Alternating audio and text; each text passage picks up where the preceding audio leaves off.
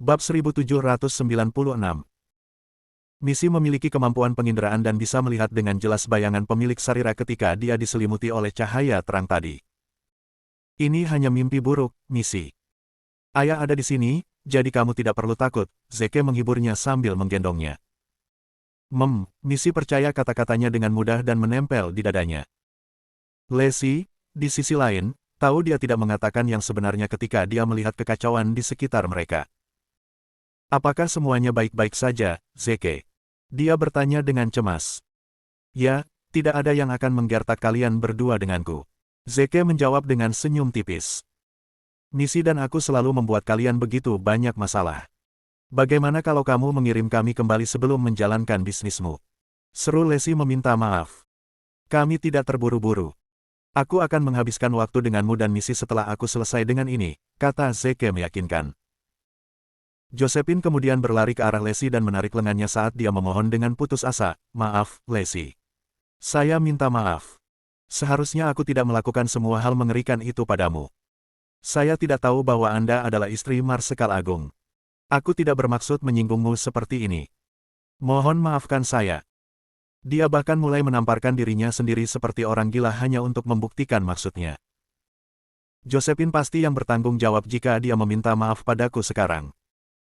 Lacey mengerutkan kening memikirkan hal itu dan berkata sambil menghela nafas, "Josephine, aku tidak percaya betapa kejam dan kejamnya kamu hanya dalam beberapa tahun.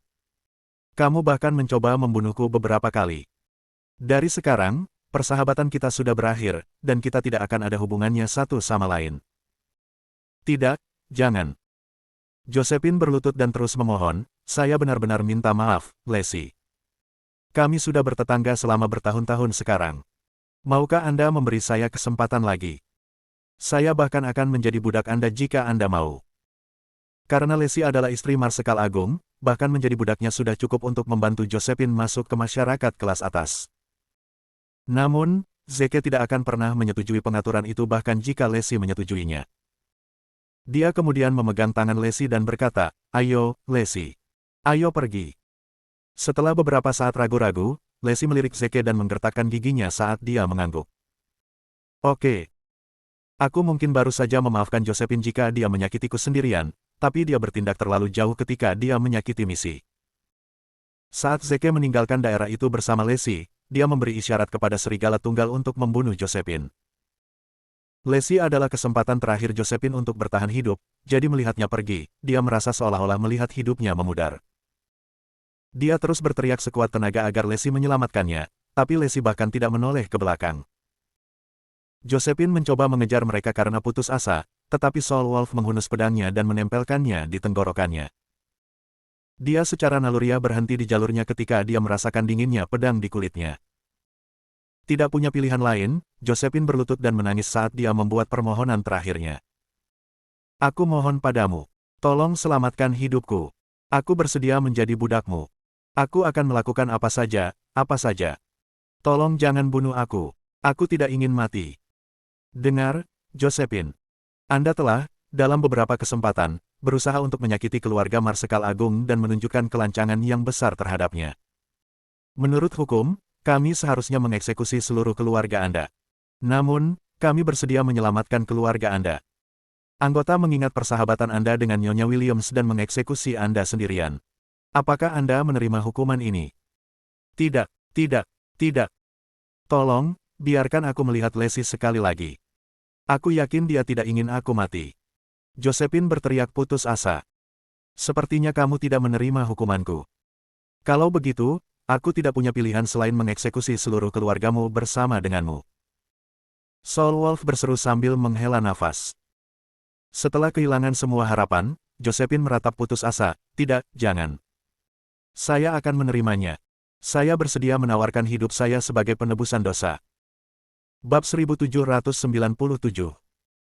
Killer Wolf kemudian menebas kepalanya dalam satu serangan tepat setelah kata-kata itu keluar dari mulutnya. Serigala tunggal mendecakkan lidahnya. "Tes, cek, cek. Itu benar-benar kejam padamu, Killer Wolf. Mengapa memenggal kepalanya ketika Anda bisa saja menggorok lehernya saja?" Killer Wolf memutar matanya ke arah Soul Wolf sebagai tanggapan. "Apa, kamu memiliki titik lemah untuknya sekarang?" "Puff, Aku mau. Kelompok itu kemudian dengan cepat menyusul Zeke dan Lesi. Marsekal Agung, apakah kamu menuju Kementerian Suci? Ares bertanya dengan lembut sambil menatap ke kejauhan. Zeke hanya mengangguk tanpa mengatakan apapun. Sebelumnya, kamu bilang kamu mencurigai ayah Charles sebagai pria bertopeng perunggu. Apakah itu berarti kita akan mengejarnya sekarang? Haruskah saya menyuruh orang-orang saya mengelilingi Kementerian Suci sehingga tidak ada yang bisa melarikan diri dari gedung itu? Ares menyarankan dengan hati-hati. Kali ini, Zeke menggelengkan kepalanya dan berkata, tidak, itu tidak perlu. Aku sudah mengaturnya. Tapi ini pertama kalinya Marsekal Agung di Corleone. Bagaimana dia bisa membuat pengaturan sebelumnya? Ares berpikir dalam kebingungan. Serigala Tunggal dan Serigala Pembunuh tahu yang sebenarnya tetapi hanya tersenyum dan menyimpannya untuk diri mereka sendiri. Kelompok itu segera tiba di Kementerian Suci. Karena mereka tampak sangat bermusuhan dan agresif, 10 penjaga di pintu segera menghentikan mereka masuk. Berhenti. Ini Kementerian Suci. Tidak ada yang diizinkan masuk kecuali mereka punya janji. Namun, Zeke terus berjalan tanpa menghentikan langkahnya. Marah, 10 penjaga menghunus pedang mereka pada Zeke dan mengulangi perintah mereka, berhenti di sana. Astaga! Serigala Tunggal, Serigala Pembunuh, Tyler, dan yang lainnya menyerbu ke arah para penjaga dengan kecepatan kilat. Kekuatan dari 3 prajurit kelas tertinggi dan beberapa prajurit kelas raja lainnya benar-benar hebat, dan penjaga biasa dikirim terbang dari benturan. Zeke kemudian berjalan dengan berani ke dalam Ministry of Secret, dan Soul Wolf berseru tidak setuju ketika dia melihat dekorasi mewah di dalamnya. Interiornya tampak begitu mewah sehingga mereka merasa seolah-olah berada di semacam istana kerajaan. Saya ingat tidur di tenda militer ketika kami melawan musuh di utara saat itu. Benda itu tidak memberikan perlindungan apapun dari angin musim dingin yang menggigit dan panasnya musim panas. Kami sangat menderita hanya untuk membantu negara menghemat uang, hanya untuk membuat orang-orang yang kami lindungi menghabiskan begitu banyak untuk dekorasi yang aneh. Mereka tidak hanya menyia-nyiakan uang tetapi juga darah, keringat, dan nyawa kami para prajurit. Zeke juga menghela nafas pada apa yang dilihatnya. Sepertinya sudah waktunya untuk membersihkan pejabat korup rahasia. Mereka segera sampai di gedung utama Ministry of Secret di mana ayah Charles tinggal dan melihat bahwa itu jauh lebih mewah. Para penjaga di sana telah melihat apa yang terjadi di pintu depan melalui kamera keamanan dan tahu bahwa para penyusup itu bermusuhan. Mereka sudah menyiapkan senjata dan menunggu Zeke dan anak buahnya muncul.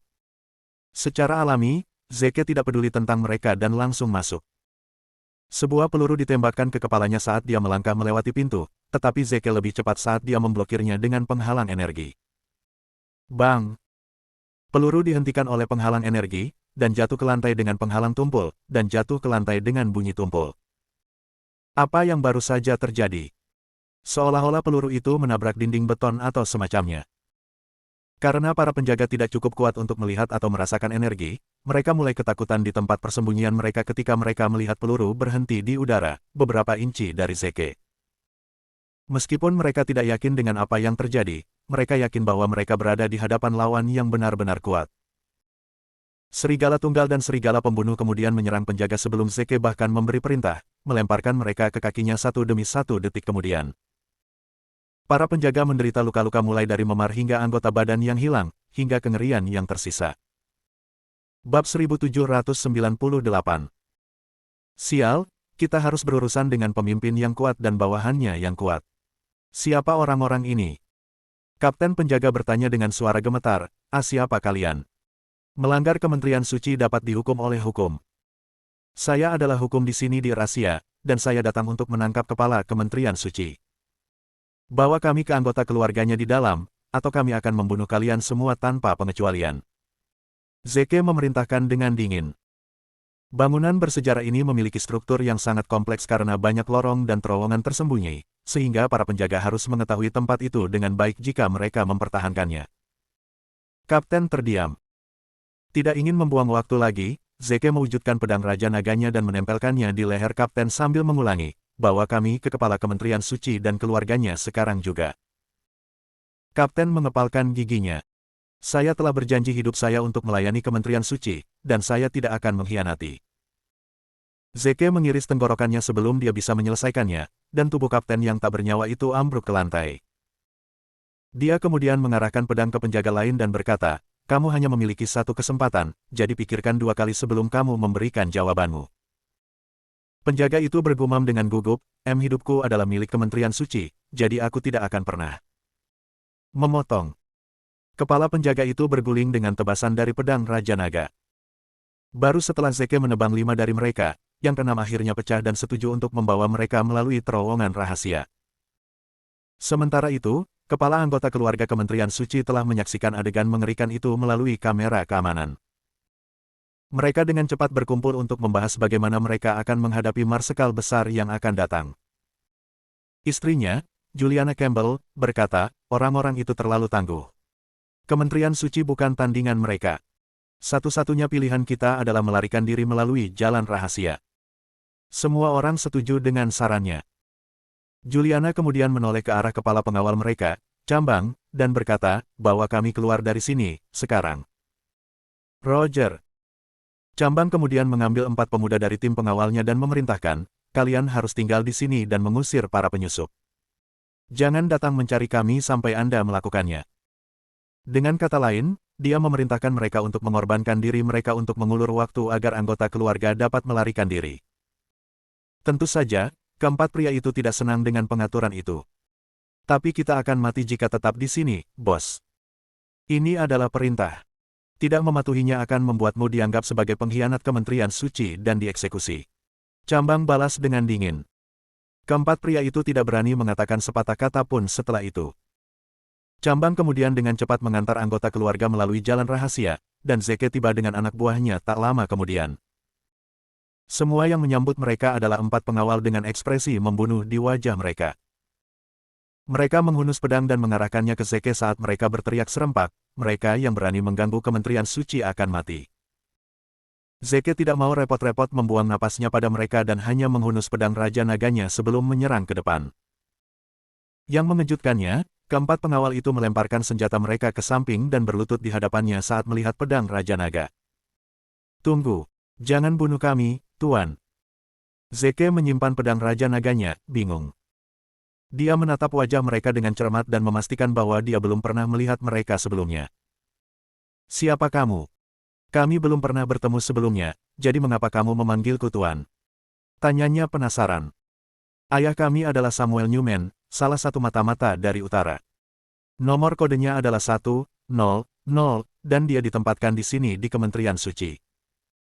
Namun, dia meninggal dalam kecelakaan beberapa tahun yang lalu, dan kami telah melanjutkan pekerjaannya mengumpulkan intel di sini sejak itu. Dia memberitahu kami bahwa tuan kami menggunakan pedang Raja Naga, jadi kami menduga itu Anda. Bab 1799. Saat itulah Zeke sepenuhnya memahami apa yang sedang terjadi. Oh, benar. Aku menempatkan seorang mata-mata bernama Samuel Newman di Kementerian Suci. Astaga, aku bahkan tidak tahu dia meninggal karena kecelakaan. Meski begitu, dia tidak pernah mengecewakan saya dan memastikan putranya melanjutkan pekerjaannya. Zeke menepuk bahu keempat pengawal itu. Kalian telah melakukannya dengan baik, kalian semua. Kalian benar-benar mata-mata yang hebat. Dengan ini saya secara resmi memberi Anda nomor kode mata-mata, 1, 0, 1, 1, 0, 2, 1, 0, 3, dan 1, 0, 4. Teruslah menjalankan tugasmu dalam melayani utara. Merasa tersentuh, Zeke melangkah maju dan menepuk pundak mereka. Terima kasih Tuan. Keempat pengawal itu mengucapkan terima kasih dengan penuh semangat. Aku mencari kepala Kementerian Suci dan anggota keluarganya. Di mana mereka? Zeke bertanya. Mereka telah melarikan diri melalui jalan rahasia, jawab keempat pengawal itu. Dengar, kalian semua.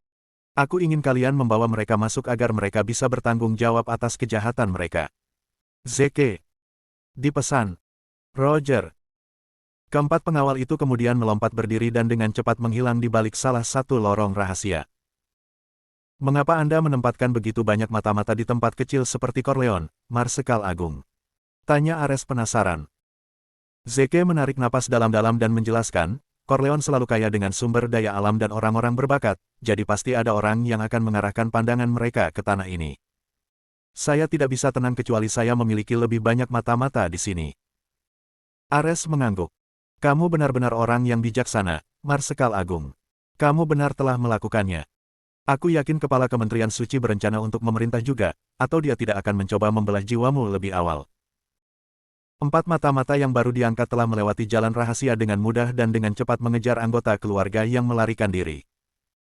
Sawyer, apa yang kalian lakukan di sini? Cambang berseru kaget ketika dia melihat mereka. Guru ingin bertemu dengan kalian semua, jawab Sawyer. Menguasai. Suamiku sudah kembali. Syukurlah. Tidak ada yang berani membuat masalah di sini lagi. Kata Juliana senang. Sawyer menggelengkan kepalanya. Tidak, Kepala Kementerian Suci belum kembali. Juliana bingung. Tapi, kupikir kau bilang tuanmu. Tuan kami adalah pengguna pedang Raja Naga, bukan suamimu, jawab Sawyer. Raut wajah semua orang berubah seketika. Apa yang kamu bicarakan, Sawyer? Beraninya kamu mengkhianati Kementerian Suci. Tuan kami selalu menjadi pengguna pedang Raja Naga. Kepala Kementerian Suci hanyalah target yang kami intai, jadi ini bukan tindakan pengkhianatan, kata Sawyer saat dia dan saudara-saudaranya menghunus pedang mereka. Pengguna pedang Raja Naga tidak lain adalah Marsekal Agung sendiri. Sejauh yang aku tahu, kalian berempat tidak pernah meninggalkan Corleone, dan Marsekal Agung juga tidak pernah menginjakkan kaki di sini. Bagaimana mungkin dia menjadi tuanmu? Aku yakin kalian telah ditipu. Sawyer dan saudara-saudaranya menjadi bersemangat ketika mereka mendengar itu.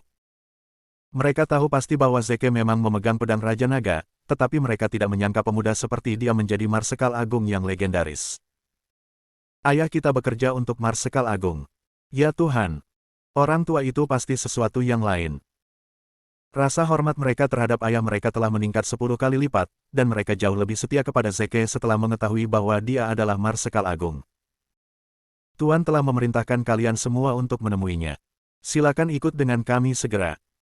Juliana segera memberi perintah kepada Sideburn, bunuh mereka. Roger. Cambang kemudian memerintahkan puluhan pengawal di belakangnya, keempat ini telah mengkhianati Kementerian Suci. Bunuh mereka. Ya Pak. Sama seperti itu, kedua belah pihak saling menyerang dan terlibat dalam pertempuran besar di terowongan yang gelap dan sempit. Cambang selalu memandang rendah Sawyer dan saudara-saudaranya, jadi dia terkejut ketika mereka berempat menunjukkan kemahiran yang sangat tinggi dalam pertempuran.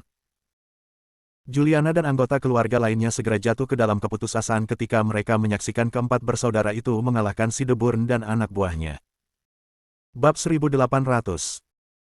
Ternyata, keempat bersaudara itu hanya menyembunyikan potensi mereka yang sebenarnya sepanjang waktu saat mereka menerima hinaan Sideburn. Mundur, mundur. Juliana berteriak ketika dia menyadari bahwa Sideburn berada di pihak yang kalah. Anggota keluarga kemudian meninggalkan Sideburn dan anak buahnya saat mereka berlari dengan panik melalui terowongan. Sawyer dan saudara-saudaranya menjadi cemas ketika mereka melihat target mereka melarikan diri, jadi mereka meningkatkan serangan mereka dengan mengorbankan pertahanan yang lebih rendah. Itu adalah pendekatan yang hampir bunuh diri, tetapi itu efektif karena mereka mampu menghancurkan lawan sepenuhnya. Cambang kehilangan kedua lengannya, sementara anak buahnya mati atau terluka. Sawyer dan saudara-saudaranya kemudian mengejar dan dengan cepat mengejar anggota keluarga yang melarikan diri. Ikut dengan kami sekarang, atau kami akan membunuhmu. Tolong lepaskan kami, Sawyer. Sebagai imbalannya, kami akan memberimu setengah dari kekayaan suamiku. Aku bahkan akan membiarkanmu menikahi putriku. Kesempatan seperti ini hanya datang sekali seumur hidup, Sawyer. Jangan biarkan itu terjadi. Pergi sia-sia. Juliana memohon dengan putus asa. Tidak terpengaruh oleh tawarannya, Sawyer hanya mengulangi dirinya sendiri, ayo temui tuan kami sekarang, atau kami akan membunuhmu. Juliana dan anggota keluarga lainnya benar-benar putus asa karena mereka tidak pernah berpikir mereka akan mati di tangan Sawyer. Dalam perjalanan kembali, anggota keluarga berharap Sideburn entah bagaimana membuat Sawyer sibuk lagi sehingga mereka bisa melakukan upaya terakhir untuk melarikan diri. Namun, harapan terakhir itu hancur saat mereka melihat Sideburn duduk di sana dengan menyedihkan dengan lengan terputus. Cambang menatap Sawyer dengan mata terbelalak ketika dia melihatnya lagi. Kamu menggunakan pedang naga tanpa ampun. Hanya anak buah Marsekal besar dari utara yang bisa menggunakannya. Kamu benar-benar anak buah Marsekal besar. Sawyer dan saudara-saudaranya mewarisi ilmu pedang dari Samuel, tetapi Samuel telah memperingatkan mereka untuk tidak menggunakannya kecuali jika mereka dalam bahaya atau sudah bertemu tuan mereka. Mereka tidak pernah mengerti alasan di balik instruksinya, tetapi pertemuan mereka dengan Zeke sebelumnya membuat semuanya menjadi jelas. Samuel hanya khawatir bahwa orang-orang akan menyadari bahwa mereka adalah anak buah Marsekal Agung dan mengungkap identitas mereka sebagai mata-mata. Keempat bersaudara itu mengangguk bangga. Betul sekali. Puff. Cambang batuk seteguk darah karena syok. Dia tidak pernah menyangka Marsekal Agung akan mengejarnya seperti ini, apalagi keempat bersaudara yang dianggap lemah sebagai murid Marsekal besar. Lari, cepat. Kalian semua akan mengalami nasib yang lebih buruk daripada kematian jika kalian jatuh ke tangan Marsekal Agung. Cambang berteriak putus asa pada anggota keluarga, tetapi tidak mungkin orang biasa seperti mereka dapat melarikan diri dari Sawyer dan saudara-saudaranya. Kami telah membawa mereka kepada Anda seperti yang diminta, Tuan, kata Sawyer dan saudara-saudaranya serempak saat mereka berbaris di depan Zeke. Kau melakukannya dengan baik, kata Zeke sambil mengangguk. Sawyer mengumpulkan keberanian dan bertanya, Tuan, apakah Anda benar-benar Marsekal Agung yang legendaris? Zeke hanya mengangguk sebagai jawaban. Sawyer dan saudara-saudaranya meneteskan air mata kebahagiaan saat melihat itu. Merupakan kehormatan besar bagi kami untuk melayani Anda, Marsekal Agung. Zeke menepuk pundak mereka dan berkata, ayahmu adalah pria yang hebat.